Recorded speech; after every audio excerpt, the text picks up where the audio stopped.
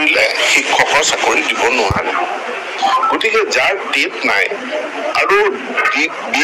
DLED বা BEd নাই তেওঁলোকক শিক্ষক হিচাপে নিযুক্তি দিয়াৰ ক্ষমতা অসম চৰকাৰৰ হাতত নাই শিক্ষাৰ অধিকাৰ আইন আছে national council of teacher education আছে তেওঁলোকে শিক্ষকৰ যি কোৱালিফিকেশ্যন ইলিজিবিলিটি তাক নিৰূপণ কৰি দিছে গতিকে যিসকলে এই প্ৰফেশ্যনেল কোৱালিফিকেশ্যন আয়ত্ত কৰিছে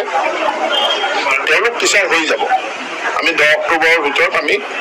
গোটেই ভেৰিফিকেশ্যন প্ৰক্ৰিয়া কমপ্লিট কৰি তেওঁলোকক আমি শিক্ষক হিচাপে শিক্ষকলৈ উন্নীত কৰি দিওঁ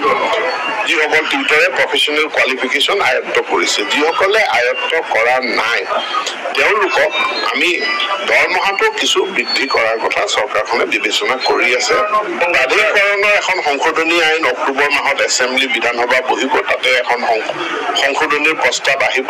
আৰু বিধানসভাই এই সংশোধনীৰ প্ৰস্তাৱ যেনেধৰণে পাছ কৰে তাৰ ওপৰত পৰৱৰ্তী পৰ্যায়ত প্ৰভিন্সিয়েলাইজেশ্যনৰ প্ৰক্ৰিয়াটো আগবাঢ়িব ছাৰ টেটৰ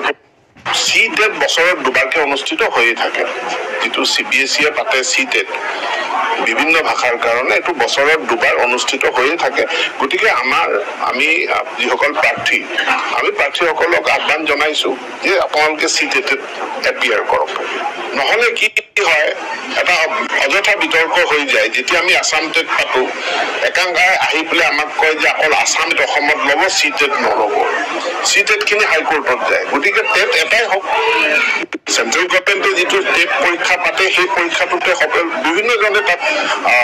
অংশগ্ৰহণ কৰি আছে পাছ কৰিছে সেইমতে আবেদনো কৰিছে গতিকে টেটক লৈ পেলাই